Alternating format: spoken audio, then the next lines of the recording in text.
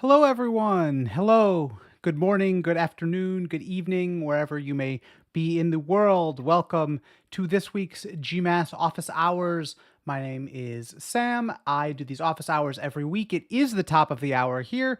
It's 10 a.m. where I am here in California, 1 p.m. Eastern Time, and much, much later elsewhere in the world. And welcome to this week's office hours. During the office hours, I answer questions that you have about GMass or any topics surrounding email. The way that I do this is if you are here and you have live questions for me, you can go ahead and put them in the chat. If I don't have questions in the chat, I will go to questions that people submitted in advance, which we give people the opportunity to do when they RSVP to office hours. So once again, I don't see any live questions yet, so I will jump into the pre-written questions that people submitted when they RSVP'd, and I will answer those first. And then if you have questions, drop them in the chat at any time. I will stop what I'm doing and I will address your questions live. I will go about a half hour if there is no one really asking live questions, which happens sometimes. I can go up to an hour if we are getting a lot of questions. So please go ahead and drop questions if you have them. In the meantime, I will start addressing some of the pre-one. Let me put in the chat. Drop your questions here. All right, there we go. Fantastic. All right, I am going to now go into the pre-submitted questions then, and I will address those. Once again, if you are arriving and you have questions, go ahead and put them in the chat, and I will answer them. All right. The first question, let me see if I can paste this whole thing. Yeah, it'll all fit. How many emails should I send from a normal Gmail account? And if I bought new Google Workspace account recently, can I send 2K emails per day right away? If not, then how many? So, no. Okay, a couple of things. One is what we recommend, and what we'll always recommend, is that you don't do crazy spikes in the changes in the volumes of emails you're sending. So in particular, with a brand new account, you don't want to go from a brand new account, maybe you've sent a couple of emails from it, and then one day you send 2,000 or as many as Google will let you. 2,000 is the maximum, but Google won't necessarily let you get all the way to 2,000. It just varies based on some sort of internal black box. But no, you don't want to all of a sudden, out of nowhere, let's just say 2,000, go from 0 to 2,000 emails. That will get you flagged as spam. It's very likely that they will temporarily shut down your account. You'll have to go into the Google Workspace admin to unlock it, and it's not going to be effective if you do it that way. So there is a concept of something called warm-up. Now, there are two types of warm-up. There's automated warm-up, which you cannot do technically under Google.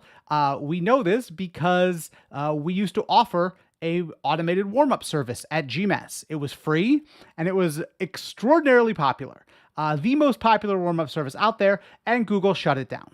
They basically told us we cannot offer that, and they would revoke our access to the Gmail API if we continued to offer our warm-up service. So we shut it down. Now, there are some companies that still offer warm-ups using a workaround, using IMAP in order to run their warm-up services. However, automated warm-up is on the way out, and largely because of what I'm going to get to next. And that is because it has fallen very much out of favor to send those high of volumes from email addresses.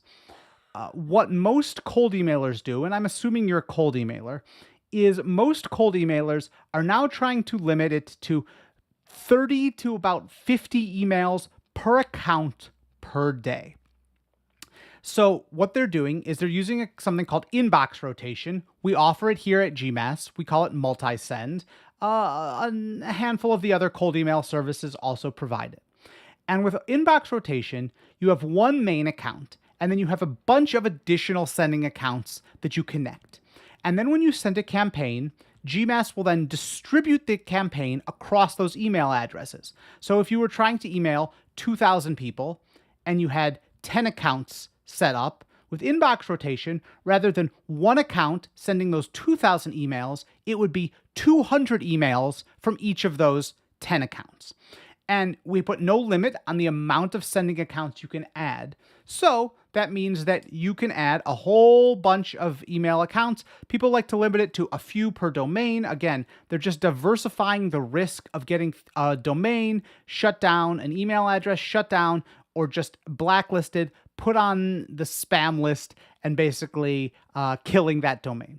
So what I would recommend for you is do a light manual warm-up. It does not take very long to warm up an email address to get it to the point where it can send 30 to 50 emails a day, especially if those emails are getting engagement. That is to say, one of the biggest signs, if not the biggest sign, that Google's looking for as they determine if you're sending spam or not spam, is if people actually seem to want the messages you're sending. So if people are opening them, if people are replying to them, if your message does go to spam, someone marks it not as spam and gets it back into their inbox. These are the best signs of all. So you can warm up manually. The way we do it internally is we have a small list of our own email addresses that we own, friends' email addresses. We send a couple on the first day, then we send 4 on the next day. We have the people open them, mark them as not spam, reply to a handful of them, do that, ramp up, and build up. So even then, if you're slowly ramping up and you're sending a lot of campaigns, you could even, in theory, ramp up that Google Workspace you have to being able to send close to that theoretical max, which is 2,000 emails per day. Though it's not recommended, if you are getting good engagement on your campaigns, it is viable. But I would get there gradually. I would not ever recommend going from sending no emails or a small volume to hundreds or thousands of emails overnight, because those kind of spikes are amongst the biggest red flags that you're sending spam. So definitely avoid doing that if possible. If you're sending these kind of volumes, I highly recommend looking into inbox rotation. The other option that you have is to use a third-party SMTP server. If you want to send super high volumes and break Gmail's limits, the other option through GMass is to connect a third-party SMTP server. When you do that, that then enables you to send way high volumes because you're not going through Gmail servers. Sorry, my nose itches. I keep scratching it. I hope that's not distracting. Or now that I've pointed it out, it's probably more distracting. Now I'm going to scratch my eye. Now I have itches everywhere. But that allows you to send way over Gmail's limit. And that is another technique you can use. But again, what has become the most popular technique in the cold email industry over the course of the past year and a half or so is lower volumes, more sending accounts. And that's what I'd recommend. People have just found that that is working. And like everything in cold email, it's working for now. It is a tactic, not a strategy. And I think that's important to remember, is that everything in cold email changes because it's a game of whack-a-mole. And right now, in the whack-a-mole game of cold emailers trying to avoid spam, inbox rotation is a very effective technique. Keeping lower sending volumes from more accounts is helping to get your emails to people's inboxes rather than going to spam, and rather than getting your domains and your email addresses flagged or even shut down. So for now, ride it. I don't know how long it's going to last for. These things last longer than you usually think, but they don't last forever. I would be surprised if, 3 years from now, we're still like, oh yeah, inbox rotation. I don't know. Maybe it will, but there will probably be the next great tactic by that point. In the meantime, though, that's what I would recommend for your use case based on how you've described your situation. So in general, though, you never want to go from 0 to thousands. That's just not the practice that's going to help lead to success. Unfortunately, it would be a lot easier, a lot cheaper, and a lot faster if you could just do it from one email address. Unfortunately, that's just not the case. All right. Hope that helps. If you have any further questions, you can always ask me in a future office hours, or you can reach out to our support team. We do have a deliverability person on staff, and he will be able to help you with things like that. All right, let's go to the next question that we received today. I didn't even look at these in advance, so this is fun. This is like flying without a net. All right, or not flying without a net, trapezing without a net. All right. I am trying to learn, and I'm trying to understand the functionalities of GMass. I have a database of my prospective customers and clients whom I want to approach with my new products available with me. All right. Well, that sounds to me like you have a database of people who have opted in. Hi, I see your live question. I will address that shortly. Thank you. It sounds to me from this question like you have a database of people who have opted in. And that's a good thing. You're sending opt-in emails. So with GMass, what I would recommend is just the simplest GMass functionality. You can compose an email. Is my screen frozen? I think my screen's already frozen. That is wild. So with this software I use, the screen freezes sometimes. It's very obnoxious. But let me do my little fixing the screen thing, and then I will get back to the email. All right, there we go.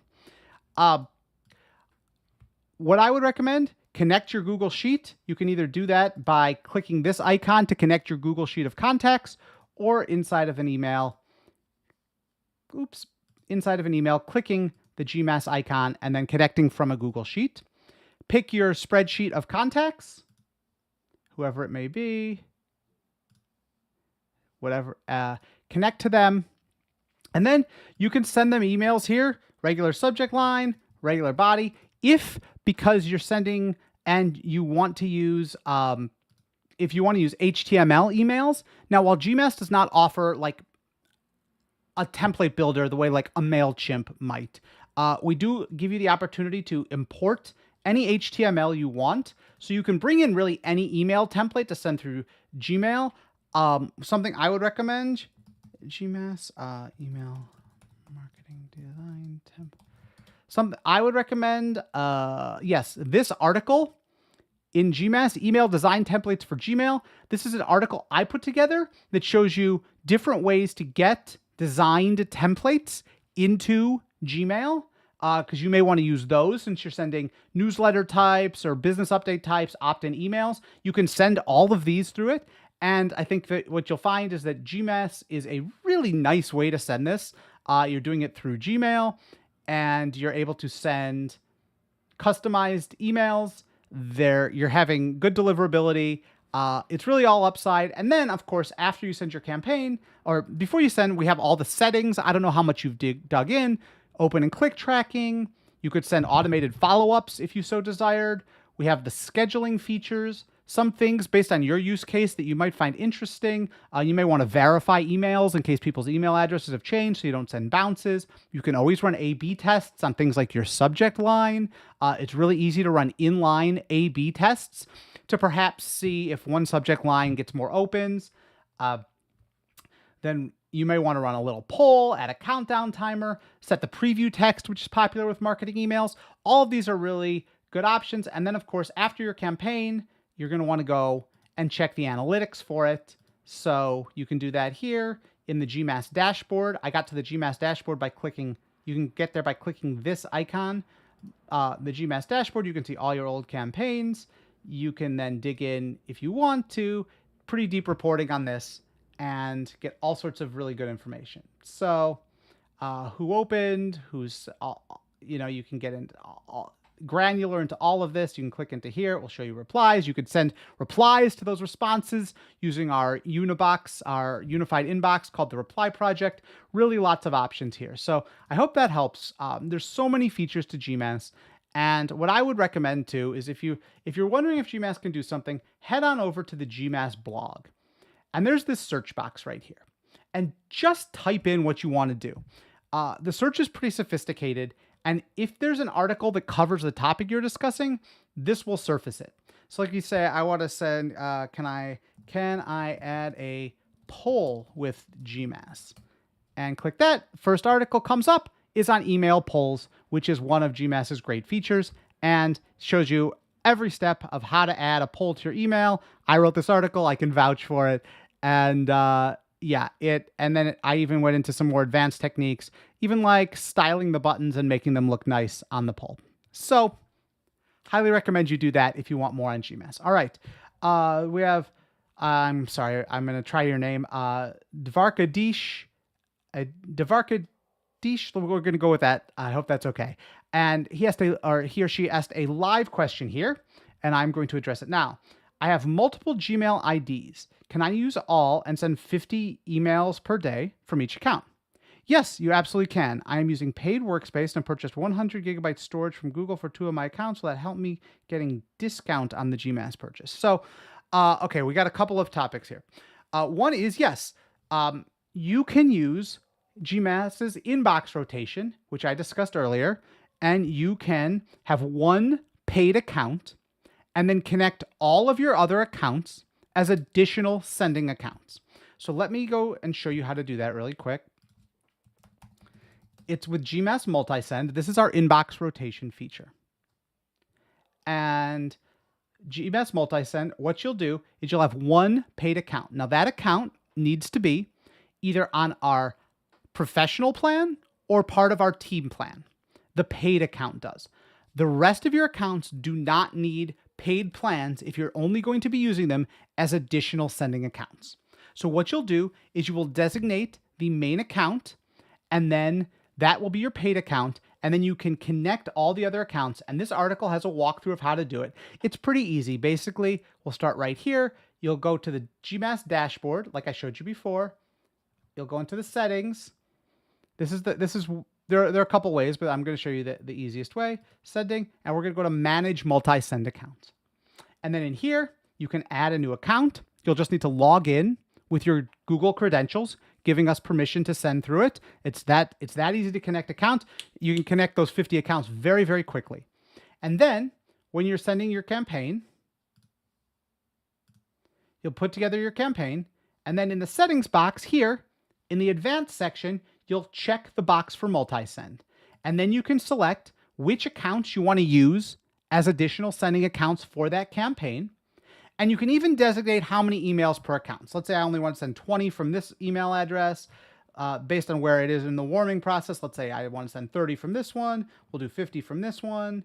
And we'll do 50, and we can leave that one blank, and we'll do 50 from this one. GMass will then use those limits on those accounts and then send the rest from the account and then divide up the rest evenly. If you don't specify those numbers, GMass will just divide the campaign up evenly across all your sending accounts.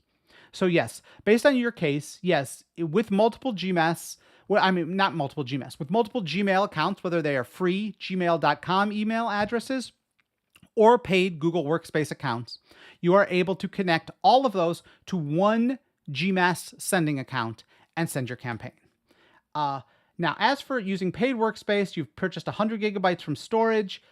That's not connected to GMass in any way. I'm not sure that you necessarily need that much storage on your Google account. I'm not sure exactly what, unless you're storing media files. There's nothing in the email process that really would require 100 gigabytes, I don't think, unless you're doing like mega spreadsheets every single day. But that's not actually connected to GMass. So in terms of a discount, no. GMass, as you may see when you check out, GMass does not have a discount code field. We have our pricing. The best way that I can recommend to save on your GMass purchase is to purchase the annual plan. It is significantly cheaper if you purchase the annual plan, and you will be getting a much, much lower cost per month. You will also find that compared to any of the other cold email software that can do the things that GMass does, like this inbox rotation feature I'm describing, you are not going to find anything for even close to this price. Likely you will be paying more than twice this price on a lot of the other services. So we keep GMass's price incredibly low as it is, and hopefully we keep it low enough that it is accessible to you with what you're trying to do here. However, again, the Paying for Google Workspace versus paying for GMass are two entirely different things. GMass is an independent company, though we have a great relationship with Google. And though you send your campaigns through Google, though we are a Chrome extension and a Google exclusive product, as in that way, we are not a Google product. So paying for Google Workspace does not give you GMass. All right, and then your third question. When sending cold emails, once assigned or sent, do I need to keep the laptop computer on, or will it automatically send from Google Docs? No, you do not need to keep your laptop on. Once you've connected your Google Sheet to the Gmail, to the GMass campaign, it's all going to work behind the scenes. You do not need to have your computer on. You do not even need to be awake. You can schedule your campaign to send out at any time. This is all happening behind the scenes within GMass. It is not like it's not doing any sort of like live action on your Gmail account. Like, we're not simulating like mouse clicks or something.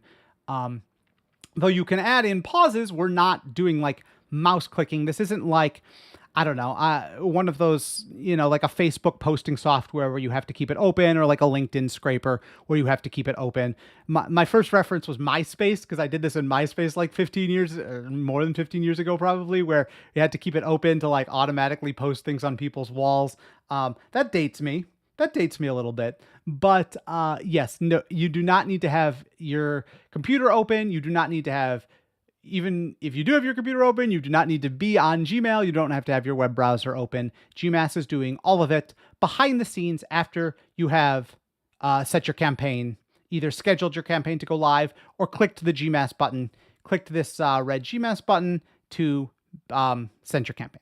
So no, you do not need to keep your laptop open. Thanks for your questions. Please go ahead and ask any more if you have them. Always happy to answer those questions.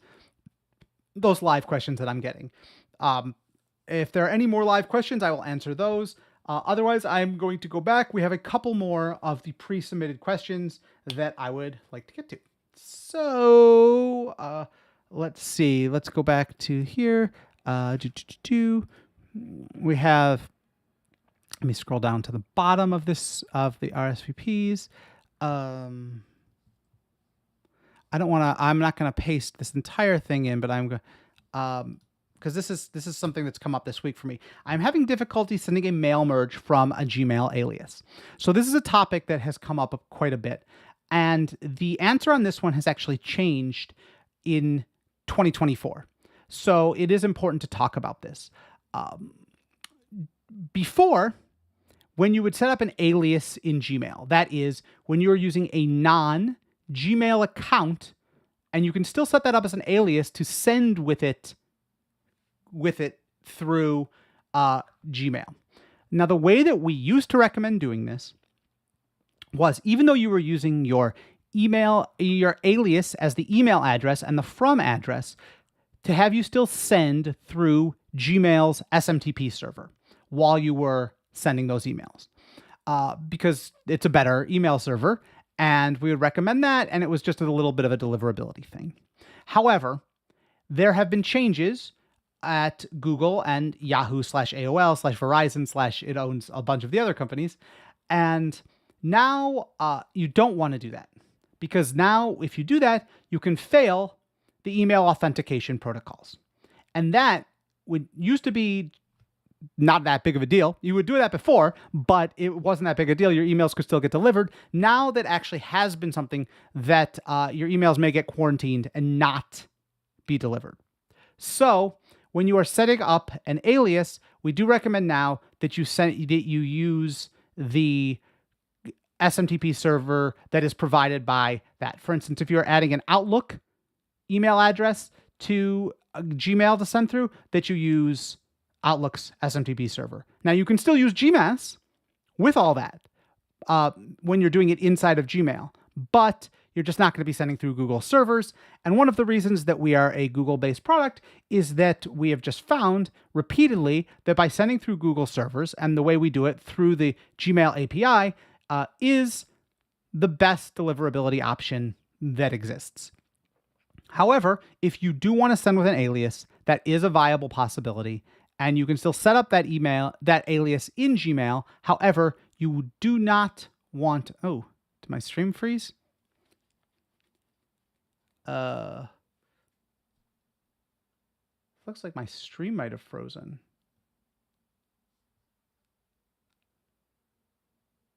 All right, there we go. I guess it's back now. This is streaming. What can you do? All right. Excuse me. I do not know what is going on. Is why that says the resolution is wrong. I don't know. Some crazy stuff happening at YouTube today. All right, let me do a couple more questions here before everything breaks. So all right.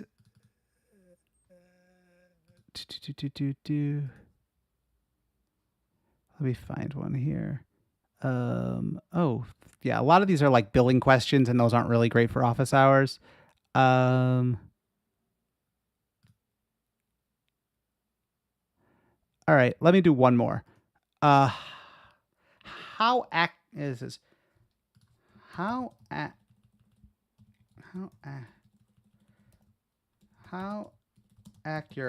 is the click rate monitor? All right, this is the last question we actually have. How accurate is the click rate monitor? Great question. The click rate monitor is pretty good, I would say. So the way that oh my gosh, the video looks very choppy. Please let me know if you're here and you're having problems with this. The click rate monitor is pretty good. So the way that click tracking works is if you've enabled click tracking here in your email and you have a link in your email. So let's say my website is great, and you've linked website to GMass. My website is great. Then when you send this through GMass, GMass will actually rewrite this link temporarily with a redirect that goes to the click tracking site. This is how every email tracking works. This is how also like bit.ly links work. This is how all click tracking works. Is it rewrites a URL so when someone clicks, it goes to the intermediary website, which records the click and any other information like the clicker's IP address, the time of the click, and things like that, and then redirects that person to the ultimate end website. This is very accurate.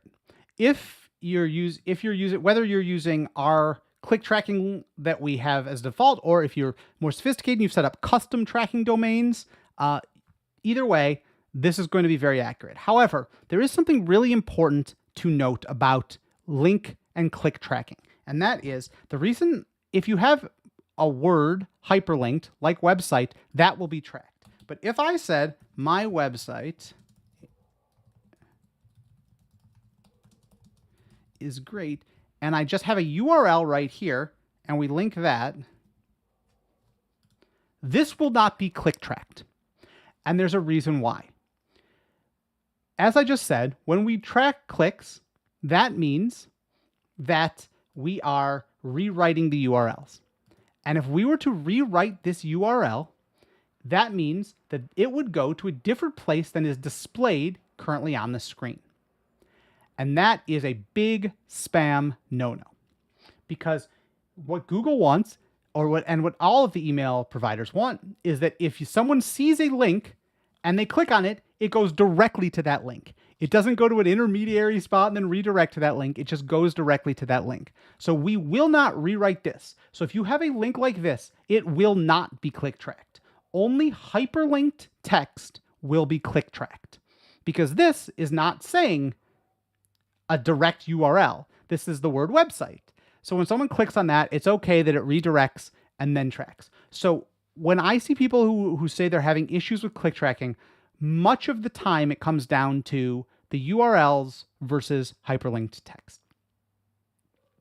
All right. Well, the technical problems seem to be continuing on the YouTube stream end, and that's all the questions I had. So I'm actually going to just wrap up early today.